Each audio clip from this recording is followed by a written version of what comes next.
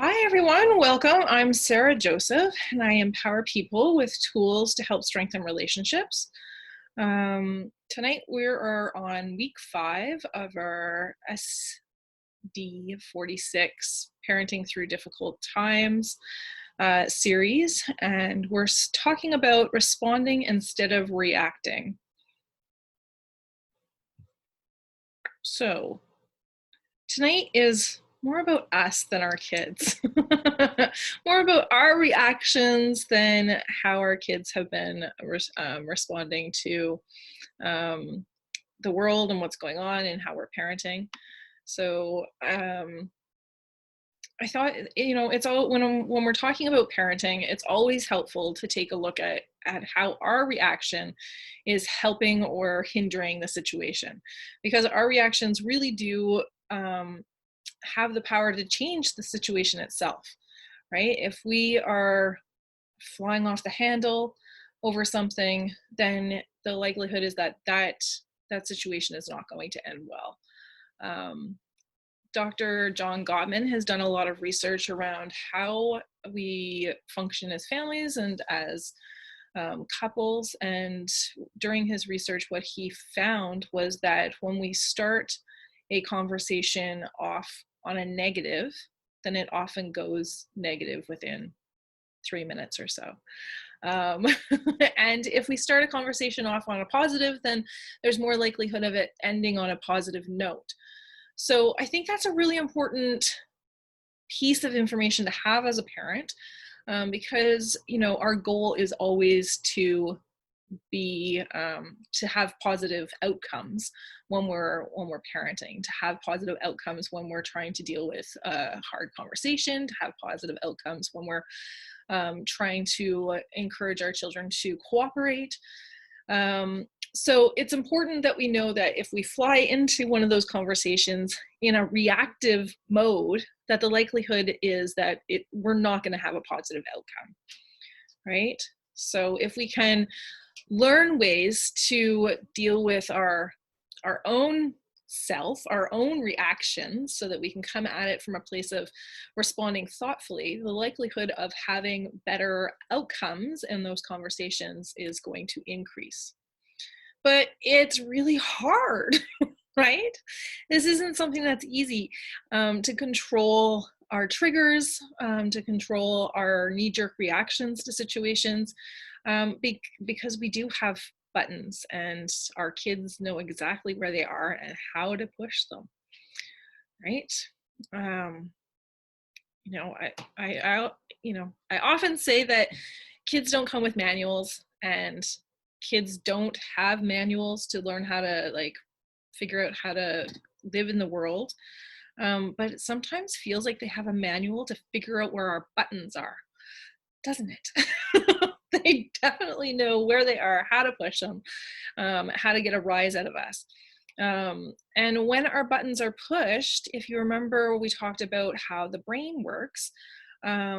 When our buttons are pushed, our amygdala responds like we're in danger. So we move into that fight or flight response, or reaction, I should say, where we often do and say things that we don't necessarily normally do or say, or would want to do or say. And that's because we're feeling triggered. So when we feel triggered, we awaken big emotions from within us that may have been left over, or unresolved issues. Might just be buttons that get pushed, right? Dealing with the same issue over and over, those can develop into buttons, right? Where our kids know how to get a rise out of us. If we have things that we have to repeat often, that we have to deal with often, then that often turns into a trigger. For instance, if you are asked once about screen time, watching TV, going out, whatever it may be, that's usually you are able to respond quite thoughtfully and quite calmly to that. When the answer is no, however, our children sometimes continually try to push and ask the same question over and over again, which can turn into us feeling quite frustrated and turn into a trigger where we're responding more knee-jerky, right? Getting a rise out of us. When we talk about emotions that are left over from other unresolved issues, these might be things that have been left over from our own childhoods. So, for instance, if for instance, in our household, we weren't allowed to display anger, right? Whenever you got angry, your parents would send you to your room and tell you not to come back until you're calm, or would punish you or yell at you, shame you in some way. Then now, when we see our own children displaying anger, it might make us really uncomfortable, because what we're feeling is this uncomfortableness about somebody displaying an emotion that we weren't allowed to display as a child. And we remember what it felt like to be angry and be shamed or punished, or sent away during that moment. And now when somebody else is displaying that, especially our own children, when they're displaying anger, what we're feeling is our own leftover emotions of what it felt like to be shamed and punished, right? And now, of course, this isn't done consciously. So we're not thinking, oh gosh, it was so hard when I was 8, or when I was 12, or when I was 15, and I was angry and my parents shut me down. We're not thinking about it. It's just a triggered response from within us of feeling uncomfortable. That's the best word I can use, right? We feel uncomfortable inside our bodies because it's bringing up these emotional leftovers, and we don't know what to do with it, right? So when that happens, what happens within us is that our amygdala, or the guard dog, is set off and starts barking, right? And thinks that we're in danger. It cuts us off from our wise old owl, or that prefrontal cortex, which is the part of our brain that we have for reasoning and logic, for planning and impulse control. And it makes us try to control our child's feelings or behavior so that we can stop feeling uncomfortable ourselves, right? So it's like, let me just squish what's happening for you, and then I'll go back to feeling normal, right? The problem with this is that we're not actually dealing with what's happening for our child or adolescent or teen or partner, right? What we're dealing with is our uncomfortableness, and we're not actually dealing with us feeling uncomfortable. We're just avoiding it, right? We're deflecting and avoiding. So my friend, Casey O'Rourke, she's also a positive discipline trainer. She lives in just outside of Seattle in Washington State somewhere. And she has the Joyful Courage Parenting podcast, which is amazing. She's really focused on teens right now because she's living with 2 of them. And so she's changed her focus from parenting in general to parenting teens.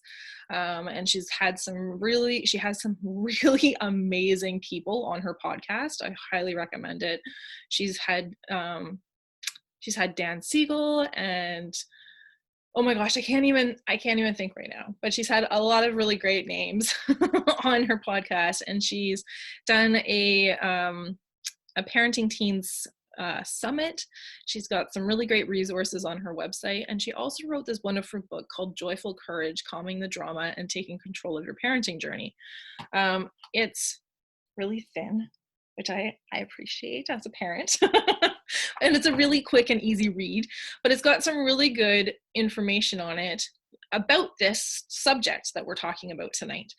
And what she says, the reason I have the train on this page is that one of the metaphors that she uses for what happens when we're triggered is like you're stepping onto a freight train, and it's that hard to stop the triggered reaction, because it's like a freight train barreling down the track, right? Once you step onto that freight train, it's really hard to slow it down. And so I wanted you to have this mental imagery, and I wanted to make sure you got this resource as well, before we moved on. But just keep the mental imagery of the freight train in your head. Okay, so how the brain actually works, and Dan Siegel talks a lot about this in his parenting books, and one of the books is the Parenting from the Inside Out. He talks about when we're triggered, we use the fast route, low road of our brain. So that basically is the part of our brain that sends us into that fight, flight, or freeze response quickly, so we can react without thinking. And from a survival point of view, this is really helpful because it's better that we err on the side of reacting if we're in danger, which is that fast route, and then later evaluate the situation from the slow route, which would be our cognitive part of our brain, the prefrontal cortex, right? So it's really helpful when we're actually in danger. Not so helpful when we're parenting, though, and we're not actually in danger. Because that reactive parenting is detrimental to our kids. It's detrimental to our relationships. It's not helpful to our relationships. And I talked about this a bit when I was doing the Making Family Time a Priority session, which I did for the elementary school kids, but I highly recommend that you guys go and watch that video. It is on my YouTube channel, connectwithsarahjoseph.com. Oh no, just Connect with Sarah Joseph, sorry, on YouTube. And I talked a lot about the research from Gottman around relationships and how our response is really important in how we connect. Okay, so when we connect with people, we basically do it in 3 ways, right? There's a bid for our connection, and then we can respond positively. We can respond negatively, which a reactive parenting would be negatively, yelling, loud, harsh tone. That's reactive, and that's also a negative response to a bid. Or there's the ignoring. And he talks about how ignoring or turning your back is the worst response, the worst possible outcome for a relationship. It harms a relationship, unlike the other 2 responses. And that the reactive parenting or the negative response is also going to harm a relationship. And it takes 5 positives to outweigh 1 negative response. So in order to outweigh 1 reactive parenting moment, it would take you 5 positive parenting moments. That's a big deal, right? And that's why reactive parenting is detrimental to children and detrimental to our relationships with our children, because it's difficult to come back. It's difficult to rebuild those 5 positive responses after every 1 reactive response. But the good news is we can short circuit this automatic fast route reaction so that we can respond instead of react. So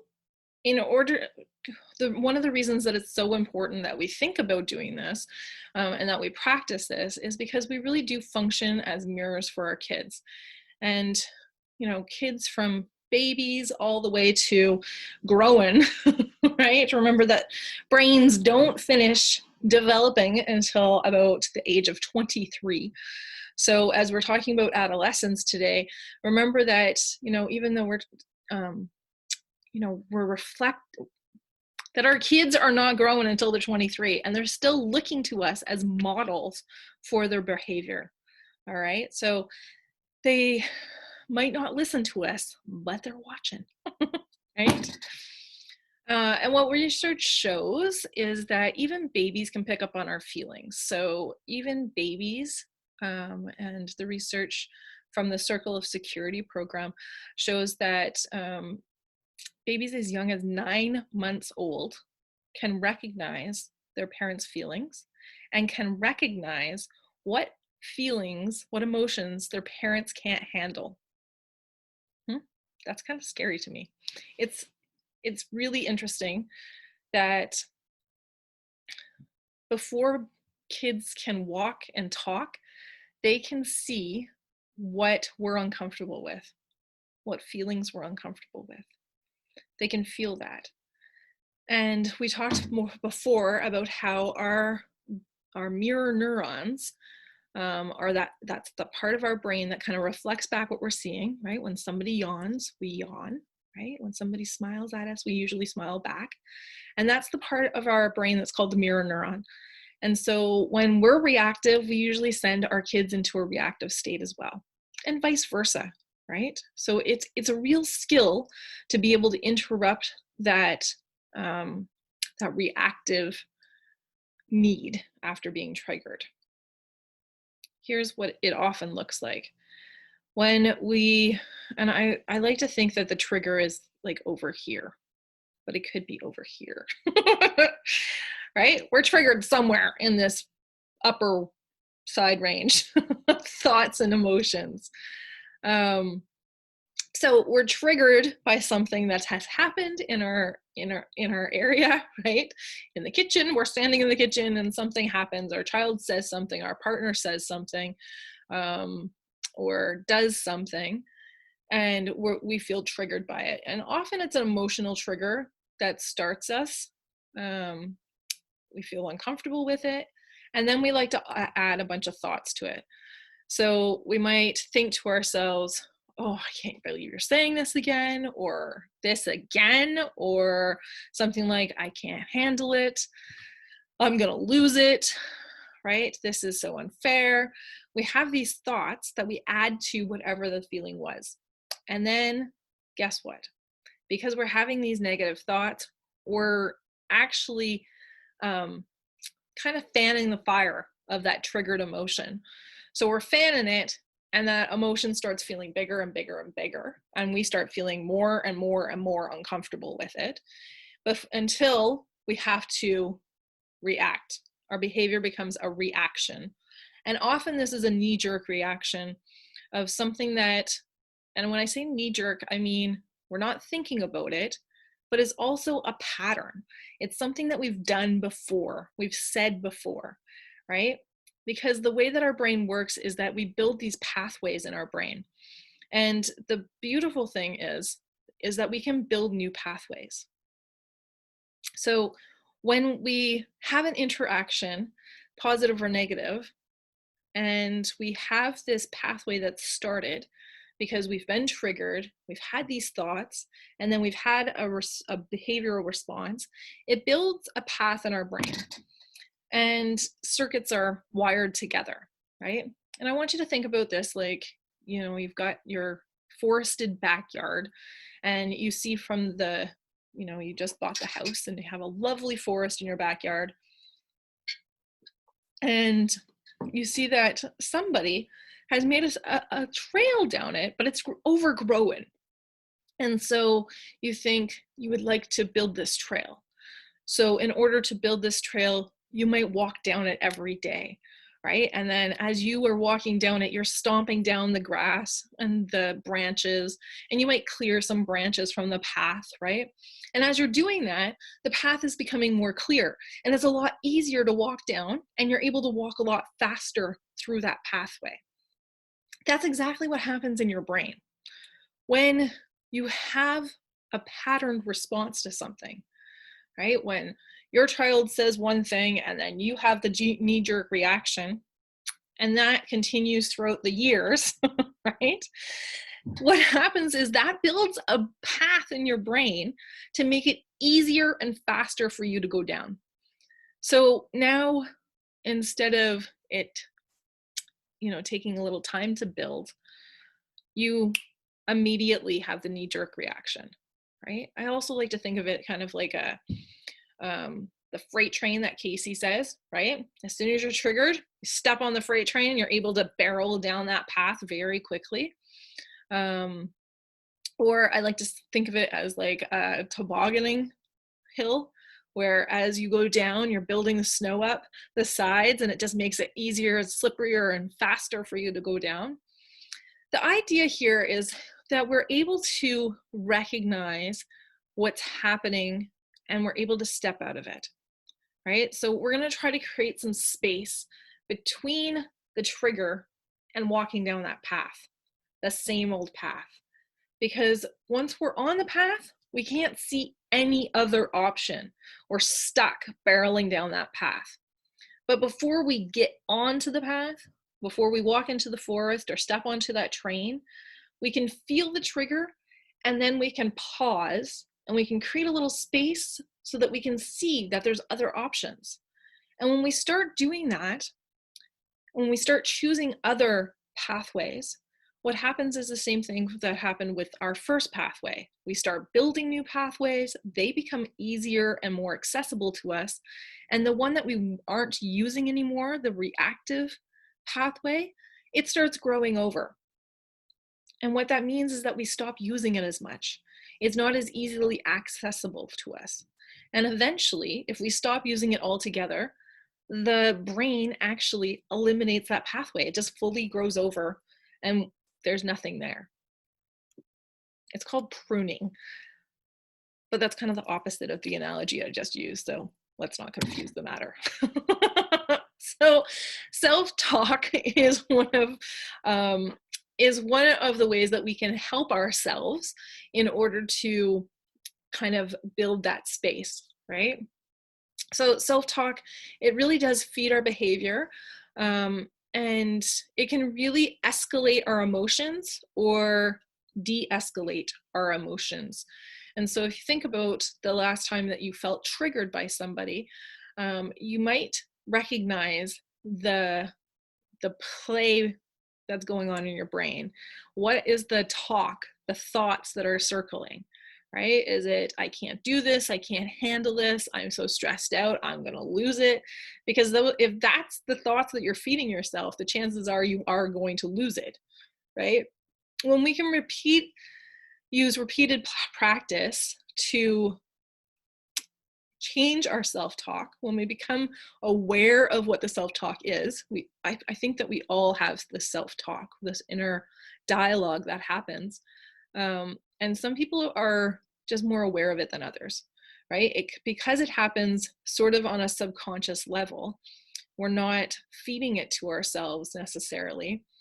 Sometimes it's harder to access. And so when we're able to tap into it, when we're able to pay attention to it, then we're able to change it, right? And so the first step is really just building awareness around what you're saying to yourself. And that in itself can take some time and some practice, right? But then once we're able to identify what we're saying to ourselves, then we're able to help change the dialogue. And when we help change the dialogue, that can really help change those, build new pathways and change our behavior. One of the best ways that I know for doing this is to take a pause. And so when you're feeling triggered, to pause, to call a time out for yourself, right? And a pause is really just a short break when you're feeling emotionally triggered or overwhelmed.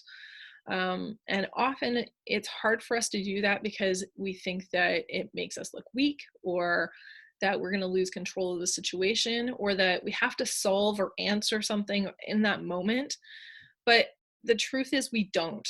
And this is really good modeling to be like, you know what? I can feel that I'm getting triggered here, or I'm getting upset. I can feel that I'm not going to be able to use my wise old owl or my prefrontal cortex in this conversation, and I need to take a break, right? And when we can label that for ourselves and model it for our kids, then they're more likely to be able to do that for themselves as well. And trust me, we want them to do that, right? This is what self-regulation looks like. It's being aware. And I don't know if you guys have heard that term, but it is a buzz term right now. Self-regulation is it's a big thing. And emotional intelligence is a really big thing. It's been shown to be more important than IQ in lifetime success and happiness. And basically what emotional intelligence is just being able to understand how you're feeling and regulate your emotions, and being able to recognize how somebody else is feeling and be able to empathize with them. That's what emotional intelligence is. And it's not something that we're born with. It's a skill that we acquire and that we practice over time, right? And the only way that our kids can learn it is through watching us and through practicing, right? So the second step of this pause is to be kind to yourself, to show yourself some self-compassion. And Kirsten Neff did a lot of research on self-compassion and has come up with this 3-step model for helping yourself in a difficult situation. And really what it starts with is self-kindness and that self-talk. Like I was saying, if we were to help a friend, if your best friend called you up and just said, I just had such a crappy morning. I got into this huge fight with my teen and they told me I was the worst parent ever, and I think I am. We would not say, you know what? Your teen is right. You are the worst parent ever. Right? We would never say that to our friend. However, we would say it to ourselves. We would totally jump on that judgmental bandwagon, and our self-talk would guilt us and shame us and feel very judgmental, and that doesn't help, right? So her first step is self-kindness. Try to talk to yourself like you would talk to others, how you would talk to your best friend. And then the second step is recognizing our common humanity. So pain is a shared human experience. All parents struggle, all parents make mistakes, all people have reactions because we have a brain, and our brain is wired to keep us safe in dangerous situations. So recognizing that this is not just you, and that this is a shared common piece amongst parents, it can be really helpful for helping us settle our nervous system and feel better. The third piece is mindfulness. And so she talks about how mindfulness can help us by acknowledging what's happening for us in the moment without exaggerating it, and bringing us back into the present moment, right? Instead of getting stuck in the past of how I felt uncomfortable then and how I'm feeling uncomfortable now. We can really tap into what's happening for me right now and what's happening in this moment with my child right now. And that can really flip the situation. So mindfulness can help us because it helps us create this conscious awareness of our current thoughts and feelings and surroundings. It helps us tap into our breathing, into our body awareness, which is really useful because our body often knows before our brain knows what's going on, right? So when we start feeling triggered, there's often a signal that happens from your body before your brain realizes that your guard dog or amygdala is upset. Before your brain recognizes the feeling and sends you into that fight or flight mode, there's some signals that your body sends to your brain. And they might be, a flushing of your face, you might feel hot, or that tightening of your throat, or the pit in your stomach. It might be clenching of fists, right? Or the tightening of the jaw. That's a big one for me when I'm getting frustrated or triggered. I have this tightening in my jaw. And now that's different for everybody, of course. But it's helpful if you can zone in on what your body is telling you. And then what you're able to do when you start becoming aware, having that conscious awareness of what's happening in your body, you can, guess what? Pause before you jump on the freight train, right? So it just gives us more clues before we're halfway down that pathway, right? We're trying to find clues to help us build space between our triggered moment and the pathway of no return.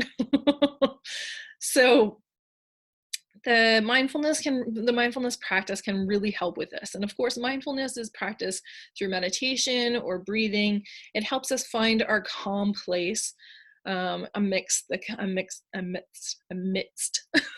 chaos, right? When we're feeling triggered. And of course, this is practice when you're not upset. right? Kind of, I think we've talked about this before, that it's really important that we're practicing some tools when we're in a calmer state so that they're available to us when we are triggered, when we are upset. Because otherwise, we've never used them before. Our brain doesn't know how to access them, right? As soon as we get into that parental stress mode of feeling triggered, the part of our brain where we've, put this PowerPoint, this talk that we're listening to and going to discuss, that part of our brain is cut off from us. So the only way that we can access that information is if we continually use it and becomes more habitual. That pathway is more open, even when we're feeling a bit triggered. Okay. So I liked this acronym. I don't love all the things about it, but I brought it because I thought it might be helpful for some people. The acronym of STOP. So basically, it just helps us with a few different ideas of how we can catch ourselves in that moment, right? So listening to your body and then trying to stop when you're feeling uncomfortable, when your body is sending you those signals that you're being triggered, that you're feeling uncomfortable. And catching yourself, stop speaking, stop acting, stop trying to discipline, stop trying to correct behavior or communicate, and take a time out, right? Take a pause, leave the room. See, I don't like to look away. I don't like to leave the room or plug your ears. I say it's okay to leave the room. It's okay to look away. It is important when you do those things that you front load it with, I need a break, I will be back. Because it is so detrimental to relationships when we feel ignored, when we feel abandoned, right? And that's what happens for children, spouses, anybody who's in relationship with you when you turn your back, when you walk away, when you shut down completely. It feels like that caring connection has been completely severed, right? And so it is okay to take a break and okay to leave the room when we preempt that with, I need a break, I will be back, okay? Organize your thoughts. So take some time to really calm yourself so that you can think clearly, figure out what's actually happening in this moment. And if this reaction that you're feeling, this uncomfortableness, is appropriate for the situation.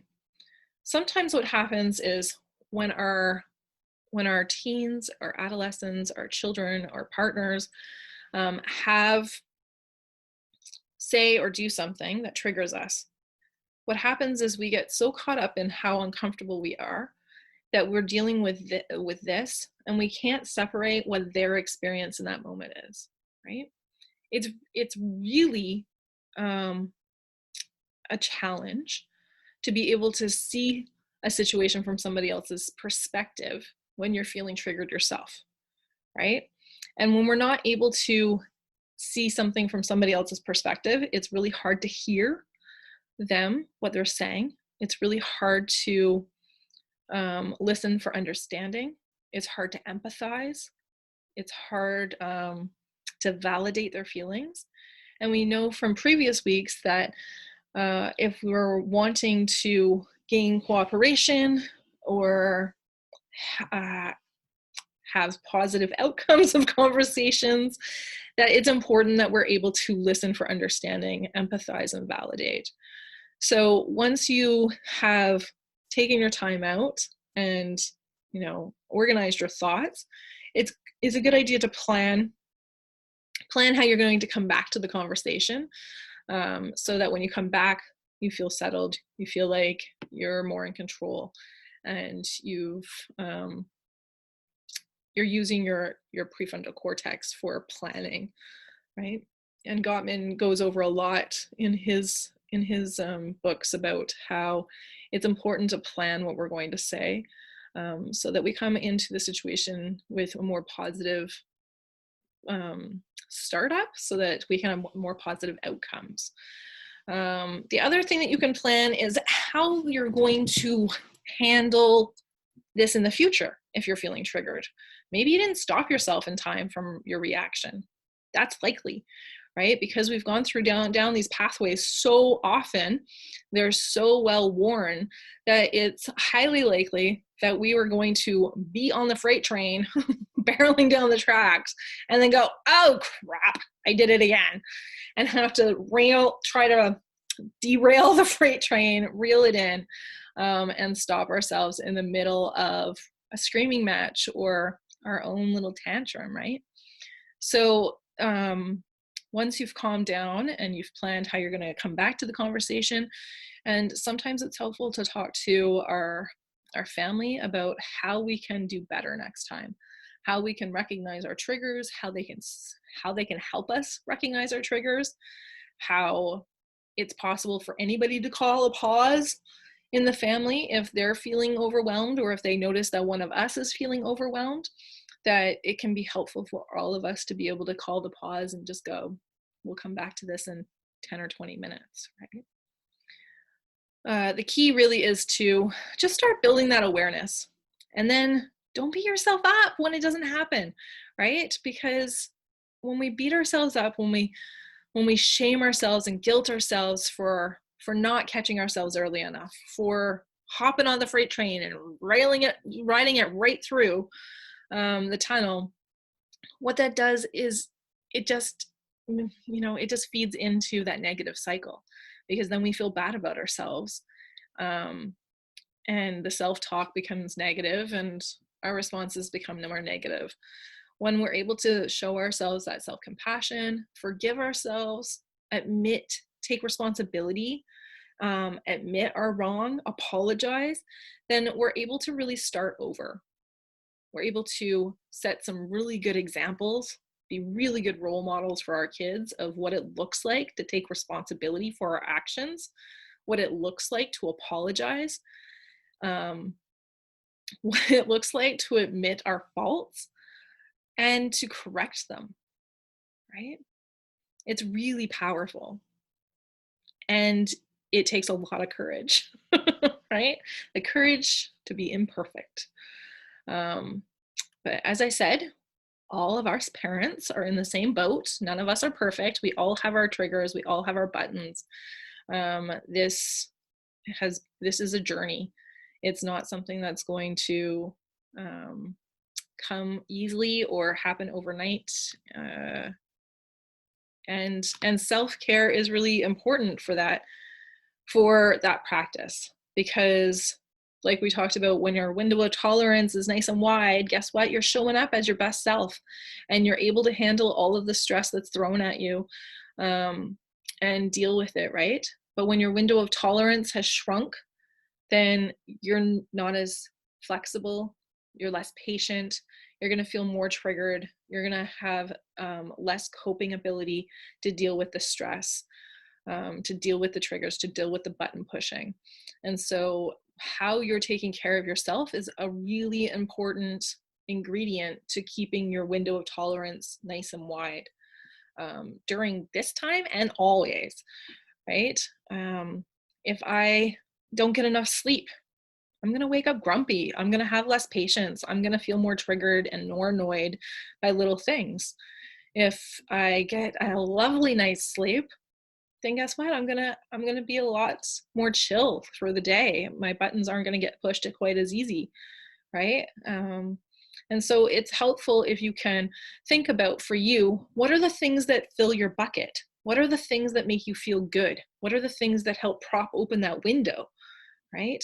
For me, I know it's working out or doing yoga. Meditation really helps. Eating properly, right? Not, somebody on Monday was talking about, if we're not feeding ourselves on a regular basis, and I was like, yes, hangry, right? When I'm hangry, I feel I get triggered much more easily. So eating regularly, sleeping well, those, and having some time to myself or time with friends, those are all really important ingredients for me to be able to show up as my best parenting self, to show up as my best spouse, as my best partner, to show up as my best self at work, right? If I want to show up as my best self in life, in all aspects of my life, then I really need to take care of me. And I think that's hard for us to do on a regular basis, consistently, especially now, especially when we have our families at home with us, when we're feeling the uncertainty of what's happening in the world, when we start feeling more stress and anxiety, our self-care seems to slide off, right? And it's just the time when we need it the most, we let it slip. Why is that? It's kind of like the relationships that mean the most to us are the most triggering, right? It's like, why? Anyways, that is the end of my slideshow for tonight. And I just want to end by saying, now more than ever, self-care is super important. So I want to challenge you this week to really make a list of the things that are your ingredients to being your best self. What are the things that you need?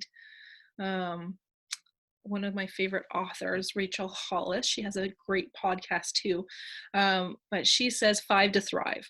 What are your 5 things that you need to thrive, right? And how can you incorporate them into every day of your life so that you feel like you're thriving every day?